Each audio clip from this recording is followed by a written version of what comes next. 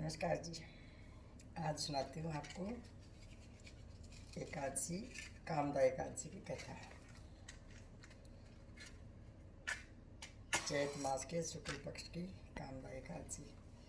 ओम दीप ज्योति परब्रह्म दीप ज्योति जनार्दनम दीपोर्ति में पापम संध्या दीपो नमोस्तुते शुभम करोति कल्याणमे आरोग्यमे सुखी संपदम शत्रुवधि विनाशम च दीप ज्योति नमोस्तुते। कामदा एकादशी की कहानी। युधिष्ठिर ने पूछा कि वासुदेव, आपको नमस्कार है।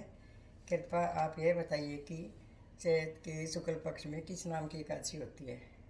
भगवान श्री कृष्ण बोले कि राजन, एकाग्रचित होकर यह पुरातन कथा सुनो, जिसे वशिष्ठ जी ने राजा दिलीप के पूछने पर कहा था। दिलीप ने पूछा कि भगवान, मैं एक बात पूछना चाहता हूँ, चैत मास के शुक्ल पक्ष में किस नाम की एकादशी होती है। वशिष्ठ जी बोले कि राजन, चैत शुक्ल पक्ष में कामदा नाम की एकादशी होती है।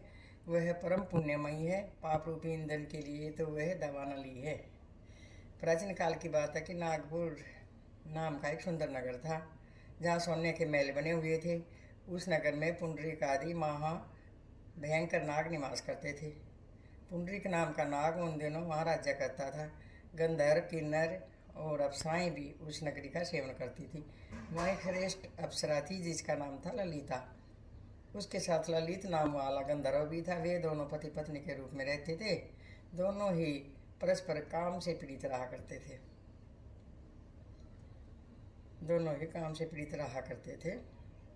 ललिता के हृदय में सदा पति की ही मूर्ति बसी रहती थी और ललित के हृदय में भी सुंदरी ललिता की मूर्ति बसी रहती थी।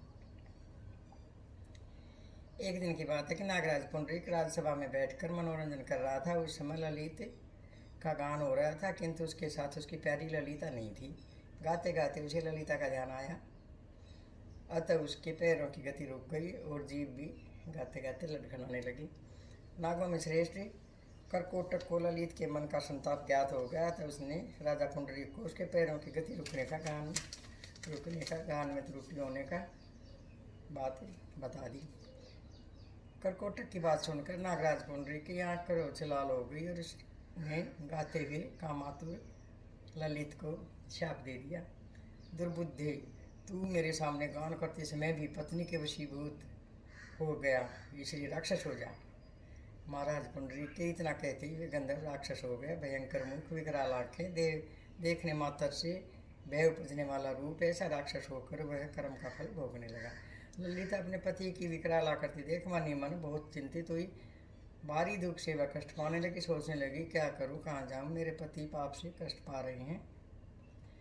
ललिता अपने पति की विकराल आकृति देख बहुत दुखी हुई। वह रोती हुई घने जंगलों में पति के पीछे पीछे घूमने लगी। वन में उसे एक सुंदर आश्रम दिखाई दिया, जहाँ एक मुनि शांत बैठे हुए थे। किसी भी प्राणी के साथ उनका वैर विरोध नहीं था। ललिता शीघ्रता से वहाँ ऋषि के पास गई, प्रणाम किया और दुखने को देखकर इस प्रकार मुनि बोले, सुबह तुम कौन हो, कहाँ से आई हो, मेरे सामने सच सच बताओ। ललिता ने कहा, महामुनि, वीर धनवा नाम वाले गंधर्व हैं। मैं उन्हीं की महात्मा की पुत्री हूँ। मेरा नाम ललिता है। मेरे स्वामी अपने पाप दोष के कारण राक्षस हो गए। उनकी यह अवस्था देखकर मुझे चैन नहीं है। ब्रह्मन, इस समय मेरा जो कर्तव्य है वह बताइए। विप्रवर, जिस पुण्य के द्वारा मेरे पति राक्षस भाव से छुटकारा पा जाएं, उसका उपदेश दीजिए। ऋषि बोले, बदरे, इस समय चैत मास के शुक्ल पक्ष की कामदा नामक एकादशी तिथि है, जो सब पापों को हरने वाली और उत्तम है। तुम उसी का विधि पूर्वक व्रत करो। इस व्रत का जो पुण्य है उसे अपने स्वामी को दे दो। पुण्य देने पर क्षण भर में उसके शाप का दोष दूर हो जाएगा। राजन, मुनि का यह वचन सुनकर ललिता को बड़ा हर्ष हुआ। उसने एकादशी को उपवास करके द्वादशी के दिन ब्रह्म ऋषि के समीप ही भगवान वासुदेव के श्री विग्रह के समक्ष अपने पति के उद्धार के लिए वचन कहा, मैंने जो यह कामदा एकादशी का उपवास व्रत किया है, उसके पुण्य के प्रभाव से मेरे पति का राक्षस स्वभाव दूर हो जाए।